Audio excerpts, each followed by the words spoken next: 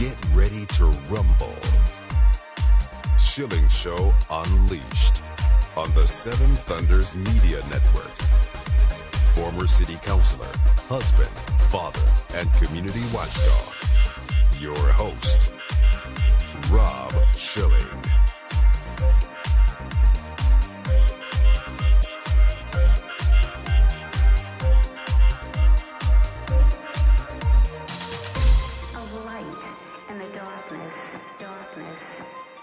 Welcome to the Schilling Show Unleashed Podcast.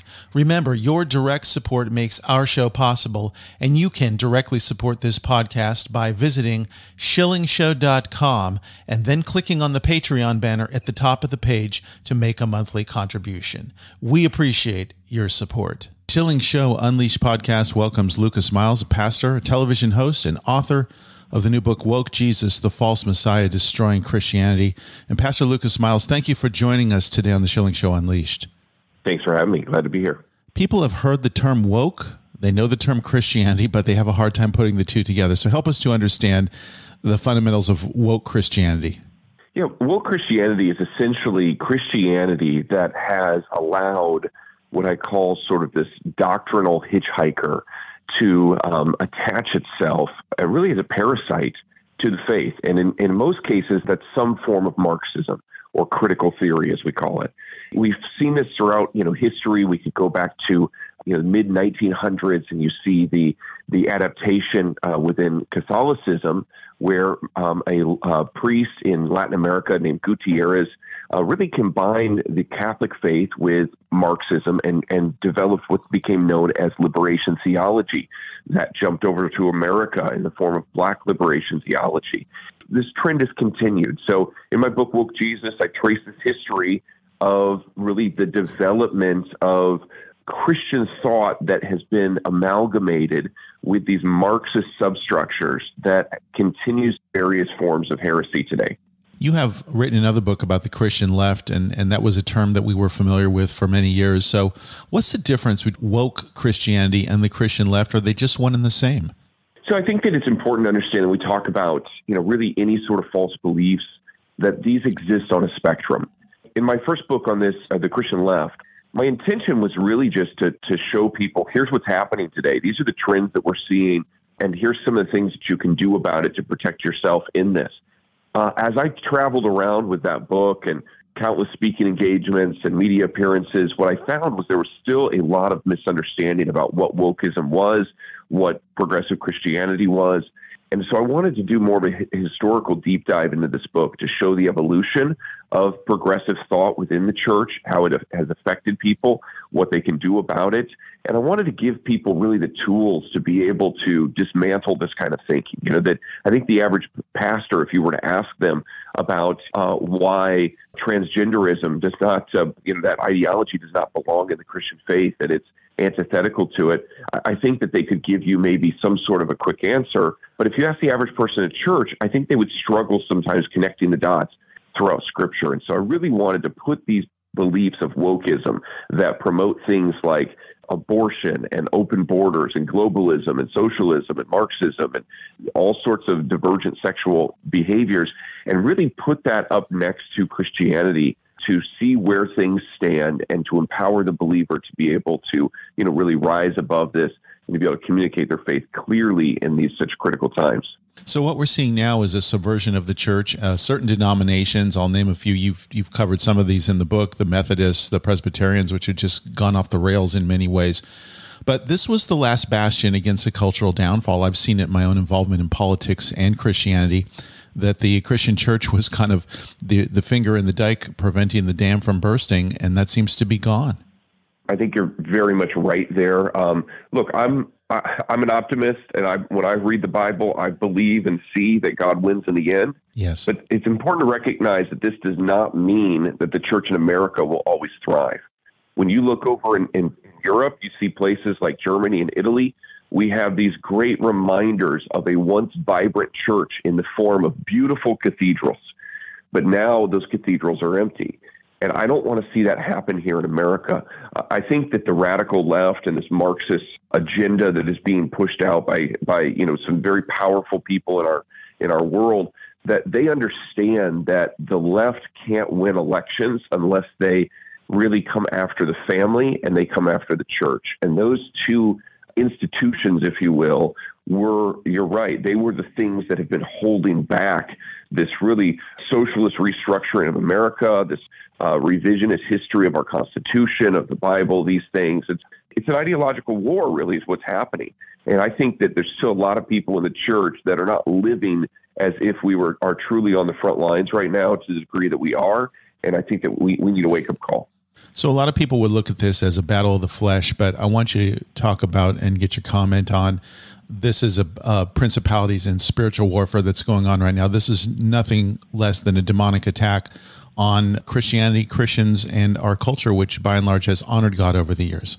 Anytime you deal with something, you have both the layers of sort of this natural realm, is the emotional side, the ideas, the arguments, the policies, those things. And then we have the spiritual dynamic that's going on kind of behind the scenes. And really that spiritual side of that, I believe, that's the primary. That's the thing that is really setting the framework for this. When you look at something like Marxism, it's a religion. It's not just a political structure. It's not, Marx was not an economist as he's, wrongly classified. He was ultimately a theologian, and he had a very specific theology that was basically a man-focused deity. It was the worship of man. This is ultimately what it comes down to, is the main contrast that we see at times in Scripture of, are we going to trust Jesus as Lord, or are we going to trust in ourselves? And Marxism is sort of this height of trusting in ourselves in this spiritual battle. It's a doctrine of demons. And I think as believers, it's so important. We have to look at this holistically. Utilize all the full rights that you have as citizens. Vote, use your voice, go to the school board meetings, write the letters, call your politicians. But we also have to use the resources that we have available to us as believers, and that is prayer, guarding our own hearts, ministering to other people. And I think it's important that we don't just stay in our prayer closet, that we also go out there. I heard of a gal here recently that she was showing up to pride parades, not to protest, but just to walk around and talk to people individually and minister to them. And she kind of went in covertly and just had tremendous results through that. So we have to get creative in these days. That might not be for everybody, but the Holy Spirit can lead you to really show you how you can get involved, in this important time. Pastor Lucas Miles, in the book, you talk about the elevation of Jesus' humanity over his divinity. So we're seeing comments like Jesus was married, or Jesus was gay or transgender, didn't rise from the dead.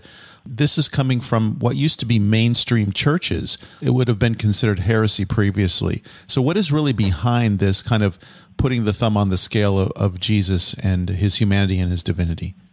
Yeah, so this has been a sort of a slow development, really coming out of the Enlightenment. So during the Enlightenment, it was very similar to kind of the crossroads the church found itself in during the postmodern movement here recently. There was such a push for human reason, human logic, scientific method, Darwinism, these things. We had Kant and Hegel as these major philosophers that shook the world. It got to the point to where the church was, I think, reeling, trying to figure out, how do we keep, this story of Jesus relevant, this person of Jesus relevant in the face of this cultural onslaught? There were some in that process that faltered. There was actually a group of pastors and theologians in Germany, was sort of the epicenter for this, that started writing these extra biblical biographies of Jesus. They were sort of imagining what Jesus' life might look like if they cut away what they believed was sort of the myth and fable and exaggeration of Scripture in these miraculous aspects of Jesus' life. And so because they themselves had been consumed with this post-Enlightenment thinking, they stopped believing in the miraculous of the Scriptures. And so they were looking for a way to tell the story of Christ kind of minus that. And so some of these were just very ridiculous. They would justify things like, well, Jesus really didn't, multiply the bread and fish. He had a group of, kind of these mysterious monks that lived in a cave next door to where this was, and they were handing out bread to him secretly. And, he didn't walk on water. He walked on a raft, and the disciples just couldn't see it. And so they started downplaying the miracles.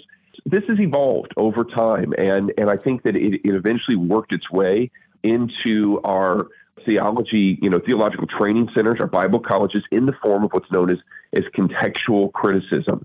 And most Bible college, students today are taught a lot of aspects of theology that came out of this, what's called the historical Jesus movement. And it causes them to begin to downplay and criticize the scriptures as they seek to understand the text. It's a very deceptive method of teaching scriptures. This has shaped a lot of our pastors today and they've become perfect substrate for wokeism as that's been presented.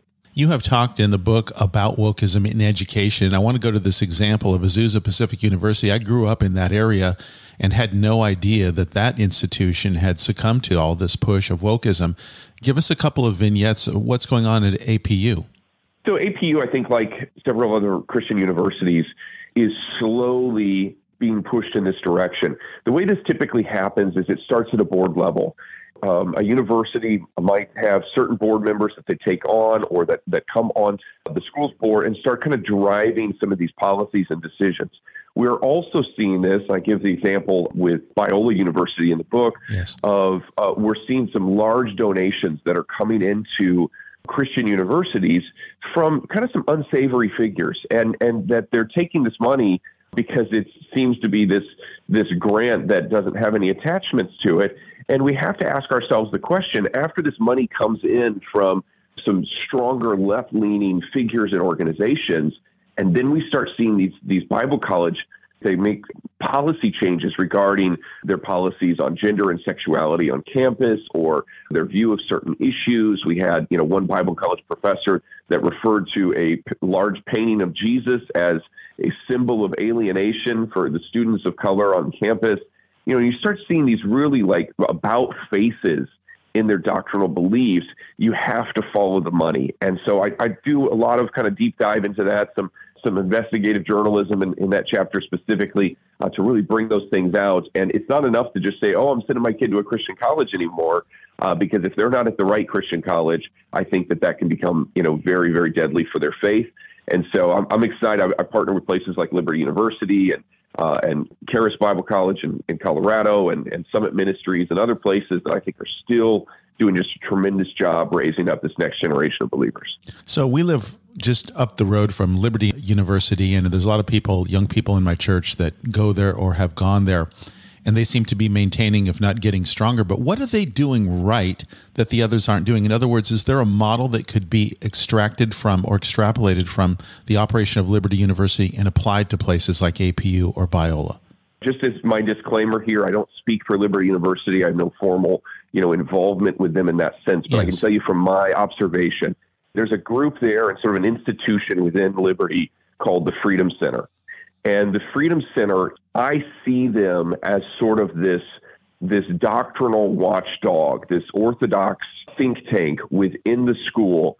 And they are doing some incredible stuff. They're engaging in all the major cultural topics. They're promoting activism with their students. I was out in D.C. with them for the March for Life this last year, and went out there and they had literally just hundreds of students that they brought that were directed by the Freedom Center, and they literally led the parade of the March for Life through the Capitol. And so they're just doing some incredible stuff promoting biblical truth and opportunities for students with a Christian worldview to really happen. And I think that's where some of these other schools have gone off, is they've not empowered an internal entity that serves as sort of the watchdog and the accountability for that. And I think that schools would benefit by taking a page from the Liberty playbook on this. I think that would be, a major step in helping to prevent some of these institutions, from going the wrong direction. Because look, the reality is that Harvard, Yale, even a place like Notre Dame down the street from me, lots of, these old landmark schools in our nation, they started as places to train clergy. They started as, Christ-focused institutions, and they have all drifted from that. Why? Because there was a doctrinal drift over time, pressure put on them and these things. And the same thing is happening to the Azusa Pacifics and the Biolas and the Wheatons. And if they don't take steps to change that now, we're going to be in need of a whole nother round of Bible colleges to rise up to actually teach true Christian beliefs. The Schilling Show Unleashed podcast continues with Pastor Lucas Miles in just a moment. Support this podcast online at schillingshow.com.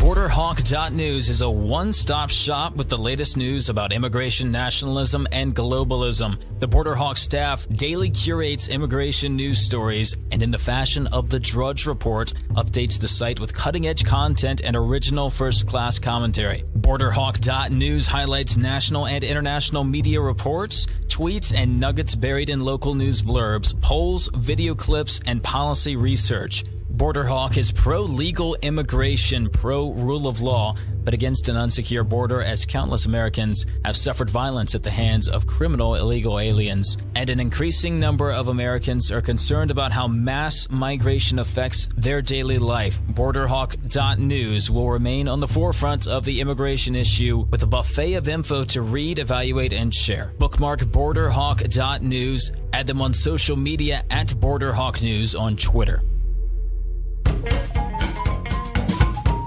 Get your fix. Schilling Show Unleashed. We continue with Pastor Lucas Miles. The book is Woke Jesus, the False Messiah, Destroying Christianity.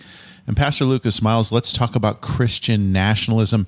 My goodness, I've been termed a Christian nationalist. And while I was familiar with the term, I didn't really know exactly what someone was getting at. It was definitely not a kind thing from their perspective. But what is Christian nationalism, and how are Christian nationalists being portrayed by the left?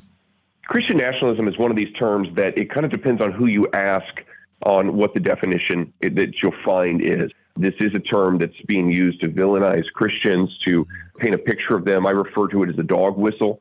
When we think of this word nationalist, we tend to think of Nazi Germany and the Third Reich. And I believe that the media and certain radicals on the left are using this term, at least used it originally, to create a correlation between evangelicals and the Nazi Party, that they wanted to push this idea that evangelicals are bigoted and racist and these things, and that they're operating like Nazis in this nation. I think that there's been a wide array of response among evangelicals who've been accused of that term. And, like you, I've had multiple people accuse me of that. They haven't read my book. They, will probably continue to do it. I think that there's some evangelicals that are adopting this term and almost saying, hey, if you want to call me a Christian nationalist, I guess I'm a Christian nationalist. And they sort of wear that as a badge of honor, and they take that on. And I'm not trying to be critical of them, but I think it's the wrong move. So what I do in my book is I say, look, if we're going to imply that somebody has an affiliation, essentially, this subtle affiliation with Nazism or Nazi idealism in this, then let's look at really what happened in Nazi Germany. So I kind of flip that around in the conversation on Christian nationalism and do a deep dive into the theology that happened in Nazi Germany.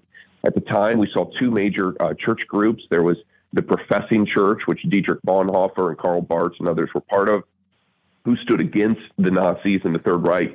And then there was the German church, which kind of became later known as the German Nazified church. They were the group of sort of so-called Christians that ended up really laying down their belief system, the biblical foundation that they had, and they began to exchange their beliefs for these ideas of the Third Reich. As Eric Metaxas so just wonderfully states in his book on Bonhoeffer, is that they were willing to lay down the Bible for Mein Kampf and the cross for the swastika.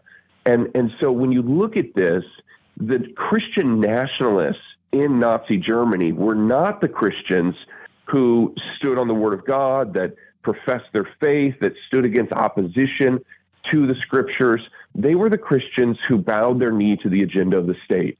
They were the Christians who their theology didn't look any different than the theology or philosophy of the Third Reich. And so what we see today is we have a group known as the Progressive Church or the Christian Left or woke Christians. Their ideology today is no different than the state. There's no different view that they hold about marriage, sexuality, gender, open borders, globalism, socialism than what the current administration holds to. They've aligned themselves fully. So in that sense, I don't believe that somebody who is a strong believer, loves God and believes in being a good citizen in this nation and loves country, that person's not a Christian nationalist. That's just called being a good Christian and submitting to the powers and authorities that are around you as long as they don't cause you to go against God. But what we see on the left right now is we see a bowing of the knee, and they've become a weak church and a willful place of propaganda for the leftist message to go forward. And I think in many ways they've been used in sort of this Marxist substructure we've been talking about as these useful idiots to be able to promote this really radical left agenda. One of the criticisms of Christian nationalism, briefly, is the support of Israel, which we are called to do, I believe, as Christians, and yet that has become kind of a focal point of this whole issue. So what do you see the role of supporting Israel is in the life of just a good non-woke Christian versus Christian nationalism? Is there a tie there? This is a very important topic because what I see is that progressive Christianity tends to lean towards anti-Semitism in many ways. And it's because that, Marxism holds this idea of oppressor and oppressed. When there's actually been a group, the Telos group, as one of the ones I write about in the book, that they have actively taken Christian influencers on Holy Land tours. But what it appears is that instead of going to Israel and seeing the sites in Israel, that they focus on Palestine, which there's actually much fewer sites there in Palestine to see, but they take them to Palestine, and then these influencers surprisingly come back with a mindset, Israel's the oppressor and Palestine's the oppressed. And there's sort of this revisionist history on trying to essentially paint a picture to where, Israel does not have right to the land or does not have right to existence as a sovereign nation. The reality is that, previous to this current administration, Israel and the United States were the only two nations that were standing against a globalist agenda throughout this world. This sort of one world, whether it be, WEF or United Nations framework, the WHO, these things, all the pushing that's been happening to kind of unite the planet in this globalist framework, it's been the United States and Israel that's kept that at bay. Right now, with the current administration that we have, it's really only Israel that is standing in the way. And so the reason so much attack is going against Israel is because they are the thing that is standing in the way of this new agenda that's coming out of the radical left throughout the world. And so as Christians, look, just even from a biblical standpoint, we are called to be a friend to Israel. We are called to support them, to pray for them. This doesn't mean that Israel can never make a mistake and that, we can never, address those things as a nation. But it does mean that we should never go against them and that we should always support them.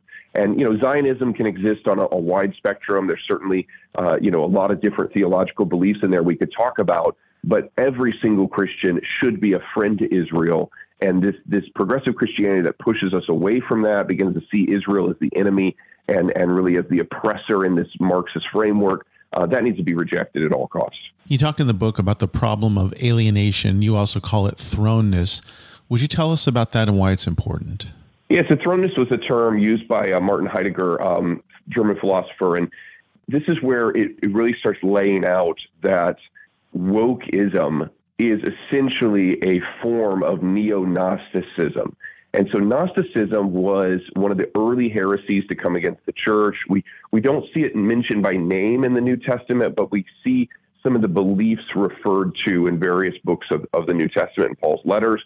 And Gnosticism was kind of just rising on the scene within the first century church. And it would be later in the second century where thinkers like Irenaeus would really address it strongly and warn against it. But Gnosticism, it starts with the framework that man is alienated and that they're alienated specifically, that we're alienated specifically by our Creator.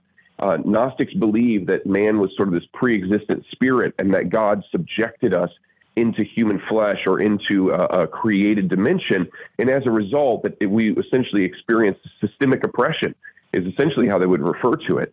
You see this idea of systemic oppression start with Gnosticism, but then that thread continues. And Hegel and Marx in many ways were Gnostic thinkers. We see this with some of the other philosophers like Heidegger that get us there. And then in modern critical race theory and other critical queer theory, this idea of alienation is so central to their thinking, their modern neo-Gnostic movements that's driving wokeism. And what this really shows us is that the attacks against the church, they're not multifold in many ways. It's really just some simple ideologies that keep resurfacing throughout history and sort of bringing the same arguments in a little bit different package to stand against the Lord. As you start understanding this central component of Gnosticism and really how the early church stood against this, it shows us a lot about how to stand against wokeism today. And really, Christ is the answer to alienation. Yes, the reality is that we were alienated, but we weren't alienated by God. We were alienated by sin and death the moment that mankind fell in the garden. And as a result, Christ came in the fullness of time, the scriptures tell us, in order to stand in the gap for us. He was the intersection of the holiness of God and the unrighteousness of man. He stood in that gap, took the punishment and the penalty that we deserved in order to set us free. And he has solved the issue of alienation for all who put faith in him. And so I believe that the thing that the left is looking for, that woke believers are looking for, that progressive thinkers are looking for, that even Marxists are looking for, it can be found in the person of Jesus Christ, the biblical Christ that is presented, if they would just give him a chance and begin to search the scriptures to seek him out. Pastor Lucas Miles, things have gotten bad and they seem to be getting worse. What do you see as the kind of next bellwether or the next steps, the push of the woke church and the push for the woke Jesus? I mean, where do we go from here? I think that the trans issue right now is a major, it should be majorly on our radars. I really don't think the church is prepared for the trauma that's going to come out of this movement in the next 5, 10, 15, 20 years. I'm sure that there's some other things that are developing here. You know, we hear talk about transhumanism and sort of the expanse of technology and AI and these things. I think we've only started to see the surface, scratched on that. I'm not against technology by any means, but I think that there's a lot of ethical questions that are going to come into play for this. And I think that the church really has to prepare themselves and begin to sort of build an ark, so to speak, that we can lead people into, that they can become safe from what's happening in the world around them. Persecution is on the rise. Last year, I marched in the March for Martyrs in D.C., and there's the stats on Christian persecution. They're devastating. It's horrendous what's happening all around the world, where Christians are at risk. They don't have the freedom to worship the majority Christian experience really around the world. We're starting to see things happen at our northern border in Canada, where faith has really been challenged, seeing pastors arrested and different things like that. And we've had a few instances here in the U.S. where persecution has seemed to rise, even political persecution against Christians. And I think that we have to prepare our hearts for really the long haul on this. I don't know if this is the end times or just the times that we're living in, but either way, we need to learn how to walk through this. We need to prepare ourselves, and we need to make sure the church is ready to minister to a lost world that's been really damaged by a lot of this trauma that we've experienced all around us. Pastor Lucas Miles, if people would like to get a copy of Woke Jesus or also to follow your work and your ministry online, how can we do that? Absolutely. So Woke Jesus is actually currently #1 on Amazon right now in church and state, and I think a couple other categories. So we just hit the bestseller status. Very excited about that. It's available on Amazon, Barnes & Noble, ChristianBooks.com. You can also head over to lucasmiles.org, which is my website. You can order that book as well as any of my other titles there directly from us. And if you're interested in finding out more about, my speaking schedule or having me out to speak an event near you, you can head over to lucasmiles.org as well and check that out. It's a very important book, Woke Jesus, the False Messiah, Destroying Christianity. Pastor Lucas Miles, thank you for joining us today on the Schilling Show Unleashed podcast. Thanks for having me. That concludes another edition of the Schilling Show Unleashed podcast. Visit us online at shillingshow.com, where you can directly support this podcast by clicking on the Patreon banner at the top of the page and making a monthly donation.